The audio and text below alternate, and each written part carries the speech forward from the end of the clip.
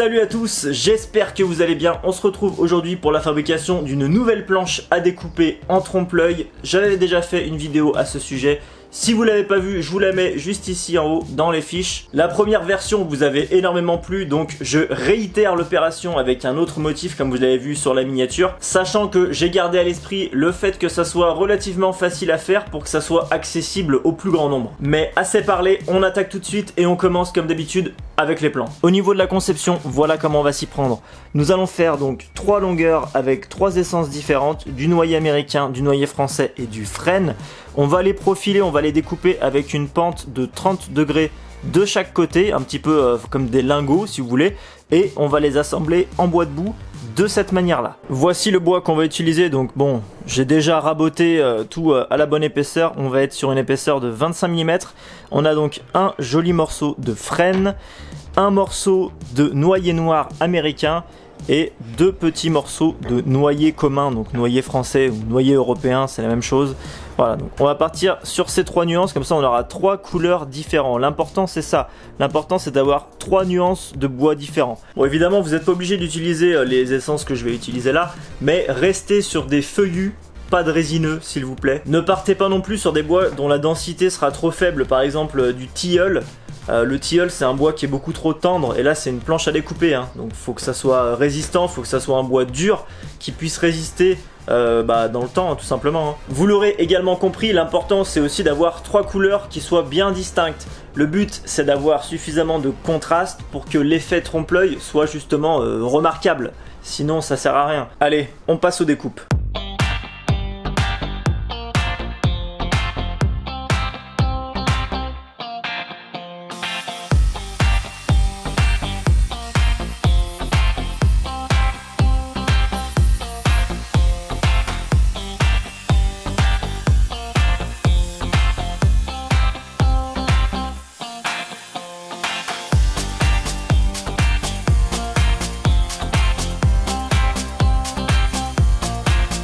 Donc là, tout est découpé parfaitement aux dimensions. On a des coupes à 30 degrés de chaque côté, comme on l'a dit tout à l'heure. Et juste, il y a cette dimension à respecter qui va être vraiment ultra précise. Les angles sont évidemment ultra précis aussi. Mais voilà, cette distance-là, ce plat doit être égal à la diagonale. Donc moi, sur 25 mm d'épaisseur, la diagonale, je suis à 30 mm quasiment pile. Donc voilà, et il faut que cette distance soit parfaitement respectée pour que tout s'assemble bien et tout se rejoigne pile au milieu dans l'angle.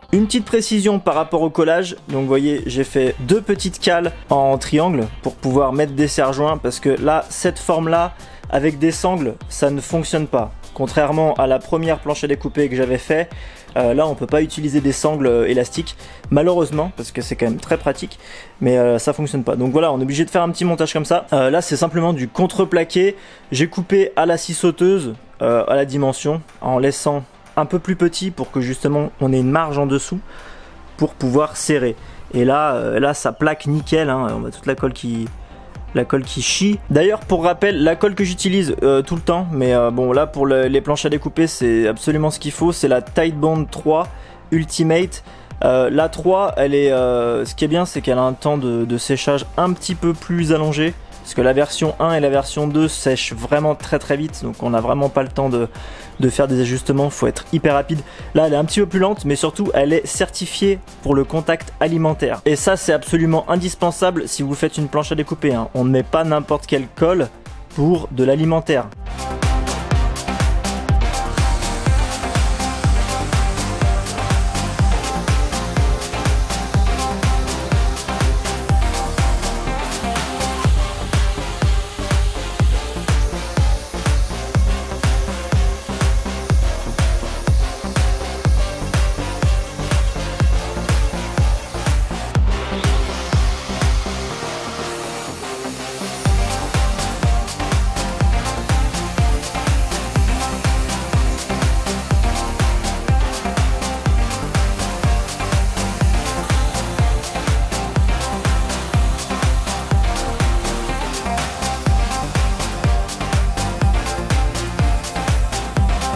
Petite précision très importante, il faudra faire 2 pyramides différentes. Donc là, par exemple, on a le noyer noir en bas, une avec le noyer français de ce côté, une avec le noyer français de ce côté. Vous voyez que c'est inversé.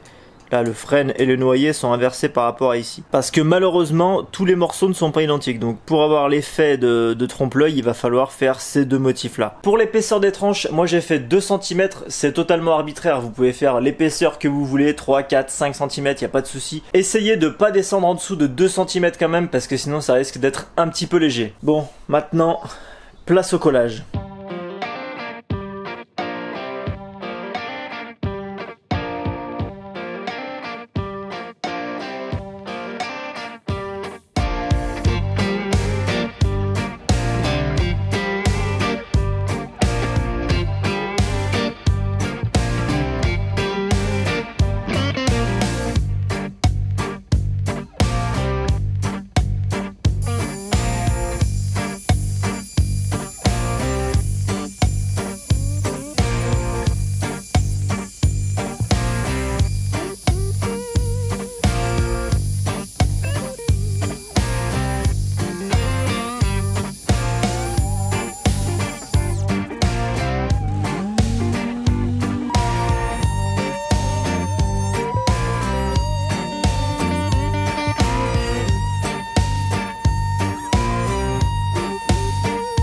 Pour le surfaçage, comme vous avez vu, j'ai utilisé mon routeur sled. Alors ça, c'est quelque chose de super pratique dans ce genre de cas. Vu que c'est du bois debout, on peut pas le passer à la dégauchisseuse ni à la raboteuse. Enfin, techniquement, on peut, mais vous risquez, c'est même sûr, d'avoir énormément d'éclats, surtout en sortie de table. Si vous avez un routeur sled, vous pouvez même en fabriquer un vous-même avec la défonceuse. C'est vraiment le top du top pour ce type de réalisation. Sachant que vous pouvez également utiliser une ponceuse à bande, mais ça sera beaucoup moins précis au niveau de la planéité qu'en utilisant un routeur sled.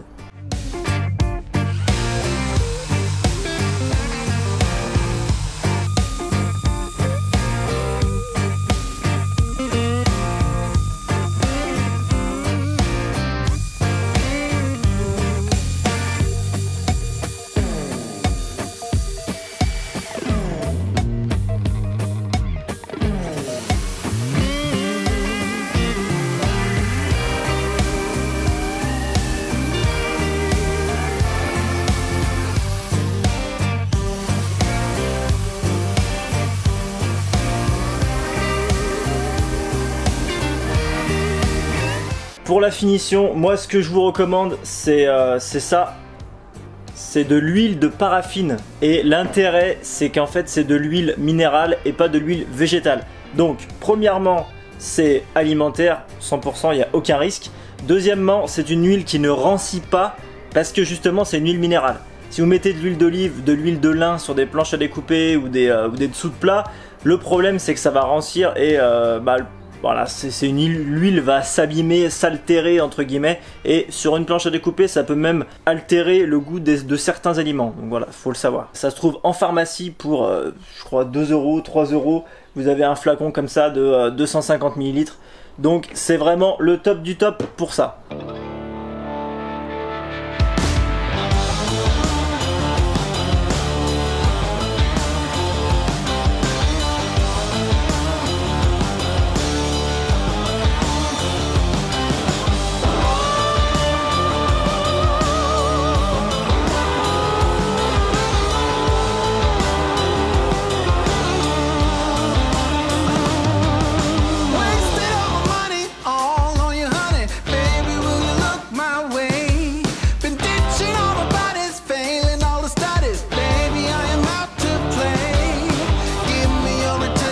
Sweet redemption, I will never let you down.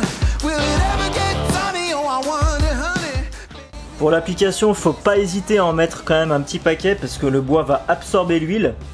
Et bon, idéalement, il faudrait en mettre jusqu'à saturation, c'est-à-dire mettre plusieurs couches d'affilée. Tant que le bois absorbe, théoriquement, il faudrait en remettre. Après, vous n'êtes pas obligé de faire ça jusqu'à saturation. Vous pouvez mettre une couche de base et simplement faire une couche d'entretien de temps en temps, histoire de bien protéger la planche.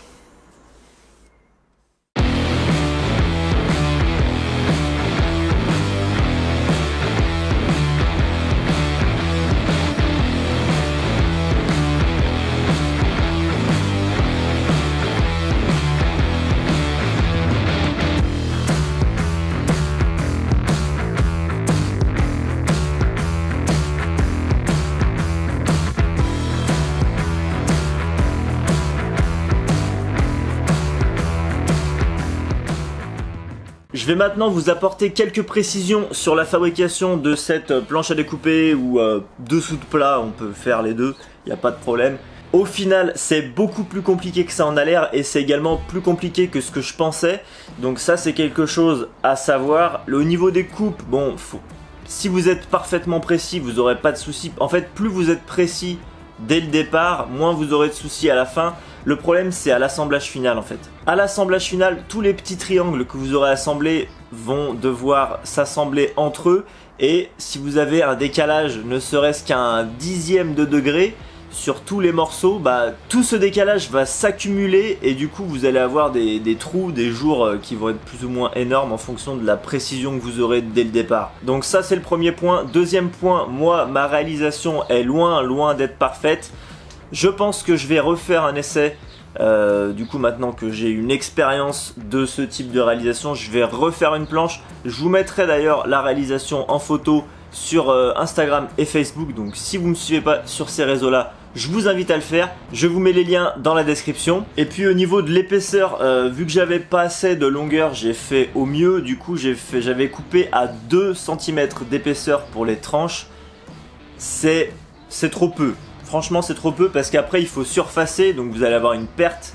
Et voilà, donc idéalement essayez de faire au moins 3 cm, comme ça vous avez de la marge, ça sera aussi plus stable dans le temps et moins fragile. Pareil au niveau du choix des essences, c'est pas le choix le plus judicieux que j'ai fait de mettre du noyer français et du noyer noir, parce qu'au final avec l'huile, la nuance, les couleurs sont très approchantes et le contraste n'est pas assez fort. Et c'est pareil, j'ai utilisé 2 frênes différents. Si vous veillez à bien utiliser la même planche, la même provenance pour chaque morceau, le trompe-l'œil sera beaucoup plus visible. Cela étant dit, c'est une réalisation extrêmement formatrice, donc je vous invite à essayer de faire la même chose. Vous allez peut-être échouer, c'est pas grave, vous recommencez, vous allez vous améliorer et c'est vraiment ça le principal. Le principal c'est d'apprendre et de grandir. L'échec, on s'en fout. L'échec, on s'en fout. L'échec, c'est pas négatif. L'échec, c'est positif, d'accord ? Faut voir l'échec comme quelque chose, comme une façon de grandir. Parce que de toute façon, si vous n'échouez jamais, vous ne grandirez jamais, vous n'apprendrez jamais. Je crois que j'ai tout dit. J'espère que cette réalisation et cette vidéo vous auront plu. Si c'est le cas, n'hésitez pas à liker la vidéo. Abonnez-vous si c'est pas déjà fait et activez la petite cloche, comme ça vous serez averti lorsque la prochaine vidéo sortira. D'ici là, je vous souhaite une excellente journée et je vous dis à très bientôt.